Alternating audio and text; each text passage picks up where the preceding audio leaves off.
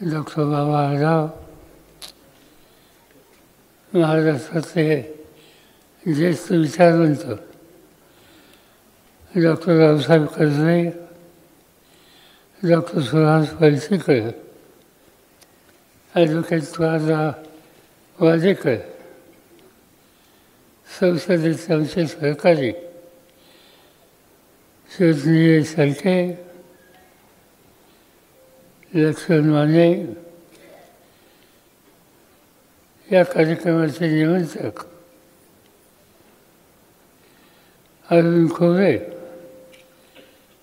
आणि ॲडव्होकेट जयदेव गायकवाड, संघटनेचे आमचे सहकारी प्रशांत जगताप, व्यासपीठावरचे मान्यवर आणि उपस्थित बंधू भगिनींनो, आजचा दिवस सामाजिक चळवळीच्या दृष्टीनं आणि एक वैचारिक दिशा ही देण्याच्या संदर्भात महत्त्वाचा असा दिवस आहे. कारण या 24 ऑक्टोबरला सत्यशोधक समाजाची स्थापना झाली आणि महाराष्ट्रामध्ये किमान विचारावर आधारित भूमिका मांडणारा एक मोठा वर्ग हा तयार होऊ शकला आणि त्याचा लाभ समाजाच्या दृष्टीनं झाला. याच दृष्टीनं याच दिवशी इथं doctor Babasaheb Ambedkar social research centre या संस्थेचं उद्घाटन होतं आहे. याचा मला मनापासूनचा आनंद आहे. हे सेंटर पुण्यामध्ये होतं आहे. आपण अपेक्षा करूया की या सेंटरच्या माध्यमातून डॉक्टर बाबासाहेब आंबेडकरांनी जी दिशा आपल्या सगळ्यांना दिली त्या संदर्भात एकंदर आजची स्थिती, आजची आव्हानं यासंबंधी विचार विनिमय करणारं हे केंद्र होईल. नव्या पिढीला प्रोत्साहित करून लिखित स्वरूपामध्ये त्यांनी आपल्या सगळ्यांच्या समोर त्यांची भूमिका ठेवावी यासाठी उपयुक्त होईल. आणि त्या दृष्टीनं जयदेव गायकवाड यांनी हा कार्यक्रम हातामध्ये घेतला, उपक्रम हातामध्ये घेतला. तो माझ्या दृष्टीनं अत्यंत महत्त्वाचा आहे. याचं मूळ पुरुष डॉक्टर बाबासाहेब आंबेडकर. बाबासाहेब आंबेडकर हे नाव निघाल्याच्या नंतर सर्वसामान्य माणूस कटाक्षाने संविधानाचा उल्लेख त्या ठिकाणी करतो. आणि ही गोष्ट खरी आहे. हा देश एकसंघ राहिला. काही आव्हानं आहेत, काही चुकीच्या गोष्टी घडत आहेत. त्यासाठी वेळप्रसंगी संसदीय साधनांचा आधार घेऊन भूमिका मांडण्याचा प्रयत्न होतो आहे. पण ही गोष्ट मान्य करायला पाहिजे, आजपर्यंत हा देश एकत्र आहे आणि तो एकसंघ ठेवण्यासाठी संविधान यांचं योगदान हे प्रचंड आहे. आपला देश आणि देशाचा नकाशा हा आपण नजरेसमोर ठेवला तर आजूबाजूला काय चाललेलं आहे एका बाजूला पाकिस्तान, तिचं अस्तित्व आहे.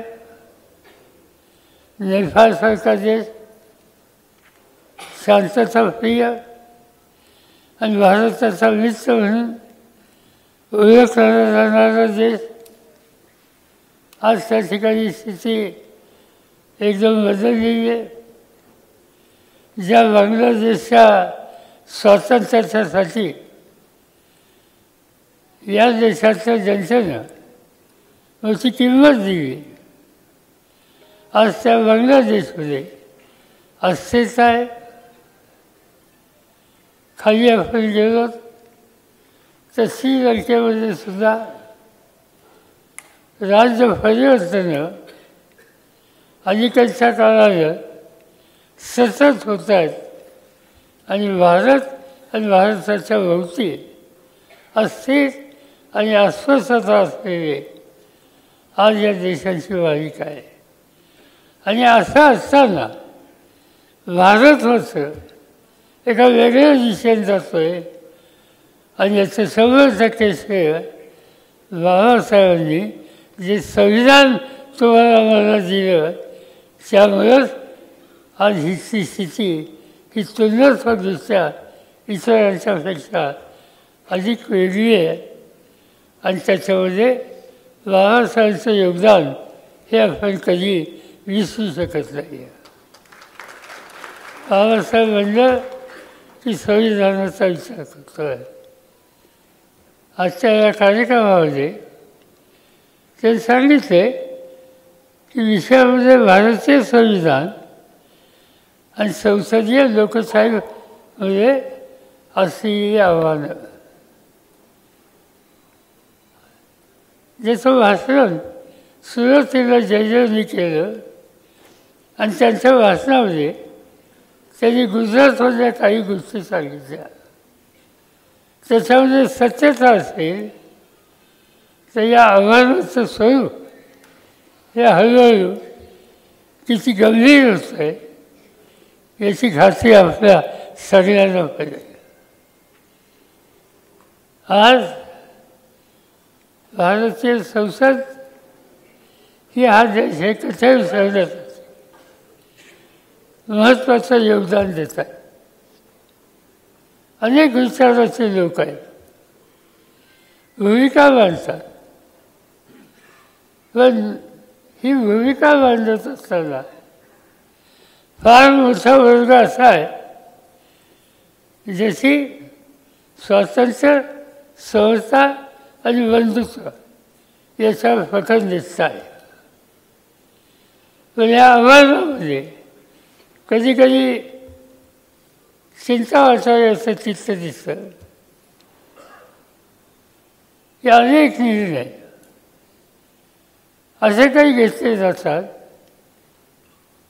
की निर्णय घेण्याचं व्यासपीठ जे आहे त्या व्यासपीठाला बाजूला ठेवून तुम्ही सगळ्यांनी उभ्या आयुष्यामध्ये देशाच्या संसदेचं चित्र तुम्ही पाहिलेलं आहे. इंडियन पार्लमेंट मी स्वतः अनेक वर्ष या संसदेमध्ये आहे.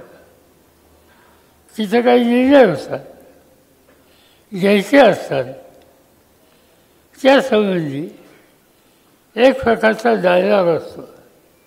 तुम्ही कोणत्याही पक्षाचे असता. पण आज जे राज्यकर्ते आहेत त्यांचा दृष्टिकोन, डायलॉग, सुसंवाद या गोष्टीवर विश्वास त्यांचा आहे का नाही याची शंका येते. आणि त्याचं साधं उदाहरण भारताची लोकसभा अनेक वर्ष त्या ठिकाणी अनेक धोरणं झाली, नीती झाली आणि एक दिवशी आम्हा लोकांना पार्लमेंटमध्ये कळलं गेलं की आता एक नवीन वास्तू होते आणि ती नवीन वास्तू झाली. न त्याची चर्चा न सुसंवाद. आणि झाल्याच्या नंतर एक दिवशी तुम्हाला मला पाहायला मिळतं, कुणीतरी दक्षिणेतून एक स्तंभ हातात घेऊन एक टोळी येते आणि ते सदनामध्ये चक्कर टाकून त्या ठिकाणी तो स्तंभ स्थिर करण्याचं काम करतो. काय फायदा संबंध, कुणी निर्णय घेतला, कशासाठी घेतला याची कधी चर्चा झाली नाही. पण श्रद्धा माझी ही आहे, संविधानावर आमचा विश्वास आहे हे दाखवण्याच्यासाठी कृती वेगळी आणि ती साधी. सभागृहात आल्याच्या नंतर संविधानाची प्रत ठेवायची आणि त्याच्यासोबत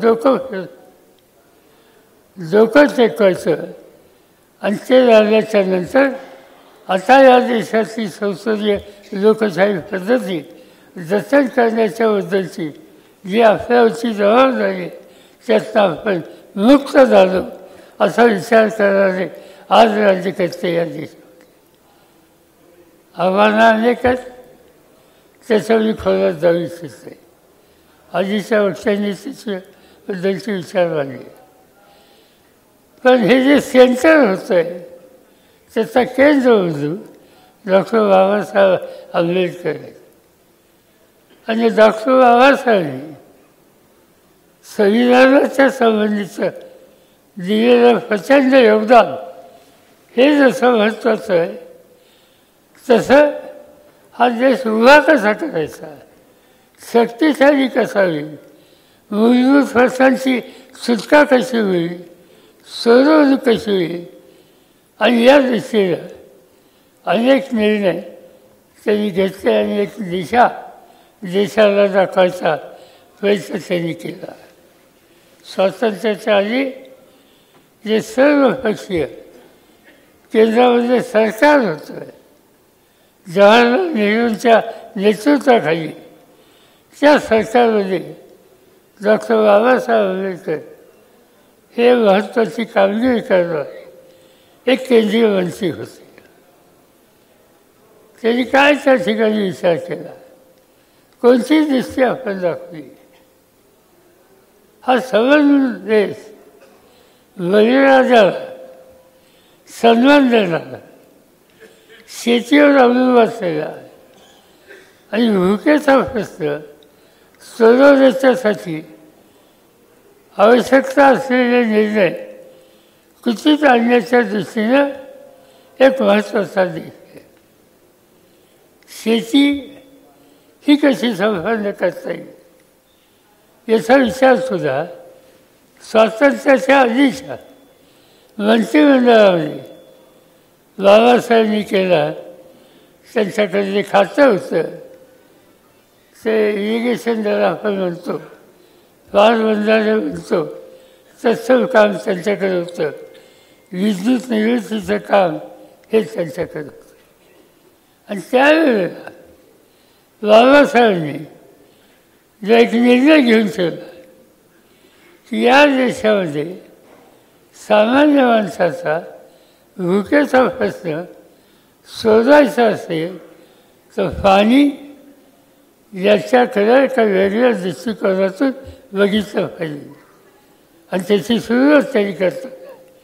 हिमालयातनं येणारं प्रचंड पाणी हे कुठं थांबवू शकलो आणि शेतीला ते उपलब्ध करू शकलो तर माझी खात्री, त्यांची खात्री होती की या देशाचा हा बळीराजा उत्पादन वाढवेल आणि भुकेची समस्या ही सोडवेल. त्या देशामध्ये लाकडा रांजण यासारखी मोठी धरणं याची पूर्ण तयारी ही डॉक्टर बाबासाहेब आंबेडकर यांनी त्यांच्या स्वातंत्र्याच्या आधीच्या काळाच्या मंत्रिमंडळात केली. पाण्याच्या बरोबर वीज हा महत्त्वाचा होता. जिथं विजेची कमतरता नाही, उपलब्ध आहे ते देश पुढे जाण्याच्या दृष्टीनं यशस्वी होतात. त्या कालखंडामध्ये विद्युत पुरवठा सगळीकडे नव्हता. अगदी मला आठवतं आहे 1950 सालामध्ये मी 10 वर्षाचा असतो. माझ्या गावामध्ये वीज मंडळाची वीज नव्हती. कोणत्या खाजगी वीज आहे त्यांनी तयार केलेली वीज ही मिळायची आणि तिची उपलब्धता ही मर्यादित असायची.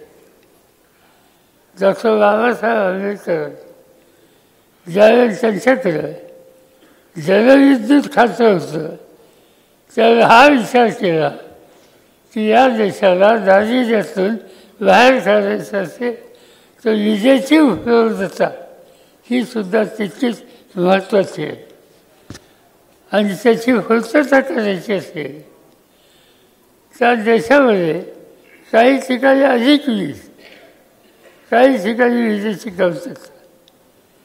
एक काळ असा होता की महाराष्ट्रामध्ये सुद्धा एकव्या विजेचं मोठं केंद्र पुण्याच्या आजूबाजूची सोडली स्वातंत्र्याच्या नंतर केलेली त्याची कोयना होते. आज त्या कोयनेच्या नंतर उजनी, जायकवाडी आणखी अनेक धरणं झाली आणि त्याचा परिणाम या राज्याच्या विकासाला अनुकूल असा प्रकारचा झाला. बाबासाहेबांनी हाच निर्णय त्या काळामध्ये केला 47 साली आणि त्यांनी पंजाब आणि हरियाणामध्ये लाकडा रानगड या धरणातून शेतीला पाणी मिळेल पण त्यावर इथं वीजही तयार होईल आणि तयार झालेली वीज जर 2 राज्याची गरज भागून अधिक असेल तर ती इतरत्र सुद्धा दिली पाहिजे आणि त्यासाठी पॉवर ट्रान्समिशन कॉर्पोरेशन नावाच्या संस्थेची उभारणी याचा निर्णय फाईलवर डॉक्टर बाबासाहेब आंबेडकरांनी केले होते. अशा अनेक गोष्टी आहेत.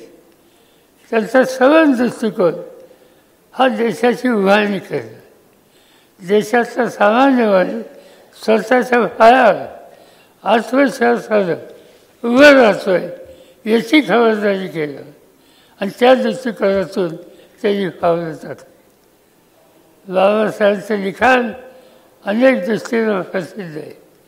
माझ्याकडं राज्याची सूत्र होती त्या 2 गोष्टी मी केल्या. डॉक्टर बाबासाहेब आंबेडकर यांचं राहायचे लिखाण याच्यावरचे ग्रंथ प्रसिद्ध करण्याचा निर्णय घेतला आणि मी सत्तेत असेपर्यंत जवळपास 9 ग्रंथ प्रसिद्ध झाले. त्याची आज काहीतरी 16-17 पर्यंतची संख्या गेली आणि तसंच का महात्मा ज्योतिबा फुले यांचं संपूर्ण जीवनकाळ यासंबंधीचे ग्रंथ प्रसिद्ध करण्याचा निर्णय आम्ही लोकांनी घेतलेला होता. त्याची उपयुक्तता आजही त्या ठिकाणी होते. पण याची सगळ्या दृष्टीनं चर्चा व्हायची आवश्यकता आहे. आज तुम्ही बघता त्यांनी अनेक गोष्टी लिखाण केल्या. प्रॉब्लेम ऑफ रुफीचा प्रॉब्लेम यासंबंधीचा त्यांचा प्रबंध हा परदेशामध्ये गाजला गेला. कोलंबो युनिव्हर्सिटीमध्ये गेल्यानंतर आम्ही लोकांनी एकदा जायची संधी मिळाली तर आम्ही कथाक्षणी एकच विनंती केली की बाबासाहेब इथं कुठे होते, त्यांचं योगदान काय, कोणत्या ग्रंथालयामध्ये तासनतास बसत होते आणि त्यांच्या शिफाऱ्या काय यासंबंधीची माहिती आम्हाला घेण्याची इच्छा आहे. आणि मला आनंद आहे की त्या ठिकाणच्या विद्यापीठांनी त्याची सुविधा सगळ्यांच्यासाठी आधी करून ठेवलेली आहे. आणि म्हणून अनेक गोष्टी अशा आहेत की त्या बाबासाहेबांच्या नव्या पिढीच्या सोबत सातत्यानं येण्याची आवश्यकता आहे. आणि तसं काम करायचं असेल तर संस्थात्मक उभारणी याची आवश्यकता असते. ती उभारणी करून त्यासाठी वाहून घ्यायची तयारी असते. त्याची आवश्यकता असते. आणि आज या ठिकाणी जे सेंटर उभं राहतं आहे त्याच्यामध्ये डॉक्टर बाबासाहेबांच्या विचाराचा प्रचार करणं, त्याची ग्रंथाची माहिती केलेलं, स्वर्णाचं समता व्याख्यानमाला आयोजित करणं, असे अनेक उद्देश त्यांनी ठेवलेले. दिल्लीमध्ये असं एक सेंटर आहे बाबासाहेबांच्या संदर्भातलं. पण आयुष्याचा महत्त्वाचा काळ जिथं बाबासाहेबांचा गेला, त्या महाराष्ट्राचं त्यांचं योगदान हे बघितल्याच्यानंतर महाराष्ट्रामध्ये त्यांच्या विचाराच्या संबंधी जनमानसामध्ये एक प्रकारचं सुसंवाद साधण्याचं काम करू शकणारं सेंटर याची आवश्यकता होती. आणि जयदेवजी आणि त्यांच्या मित्रांनी हा निर्णय आपला सुरू करण्याचा घेतला. तुमची माझी सगळ्यांची जबाबदारी आहे. आपण पूर्ण शक्ती साथ त्यांच्या मागं उभं करू आणि हा आंबेडकरी विचाराची एक भूमिका नव्या पिढीमध्ये सखोल कशी जाईल त्यासाठी एक विश्वासानं काम करणारं केंद्र म्हणून त्या ठिकाणी बघितलं जाईल याची खात्री मला आहे. ग्रंथ त्यांनी लिहिलेलं लिखाण ते आज पुढे आलं पाहिजे. अलीकडच्या काळामध्ये सरकारच्या वतीनं ग्रंथ प्रदर्शनं होतं. मध्यंतरी एके ठिकाणी ग्रंथ प्रदर्शन होतं, सरकारच्या वतीनं होतं. मी औत्सुक्याने त्या ठिकाणी गेलो. मला वाटतं बाबासाहेबांचे, महात्मा ज्योतिबा फुल्यांचे अनेक ग्रंथ त्यांचं लिखाण त्या ठिकाणी बघायला मिळेल. कुठंतरी एक दोन दुसरी पुस्तकं बघायला मिळाली. आणि मिळालं काय बघायला, वंशेस ऑफ सॉल्ट गोलवलकर गुरुजी यांचं लिखाण आणि त्यांनी केलेलं काम यावरची पुस्तकं सहजपणानं त्या ठिकाणी उपलब्ध होतं. आणि म्हणून सत्ता ज्यांच्या हाताचं त्यांच्याकडून वास्तवतेवर आधारित समस्येचा पुरस्कार करणारं लिखाण नव्या पिढीच्या समोर कितपत येईल याची खात्री देतलं. आणि त्यासाठी अशा सेंटरची गरज आहे. जयदेवराव, तुम्ही या संदर्भात पुढाकार घेतात, तुम्ही काही काळजी करू नका. इथं बसलेले आम्ही सगळेजण तुमच्या पाठीशी मजबूतीने जाऊ. हा विचार मांडण्याच्यासाठी जे जे लोक पुढे येतात, तयारी करतात, योगदान देतात, त्याला शोधा, त्याला प्रोत्साहित करा. त्यांच्यामार्फत ती लेखणी जागतिक विचाराची, समतेच्या विचाराची पुरस्कार करणारी कामाच्यासाठी उपयुक्त होईल अशा प्रकारची कामगिरी या सेंटरच्या मार्फत तुम्ही लोकांनी करावी एवढीच अपेक्षा माझ्यासारख्याची आहे.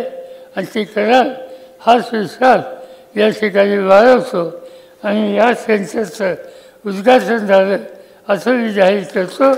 जय हिंद, जय भारत. एबीपी माझा, उघडा डोळे बघा नीट.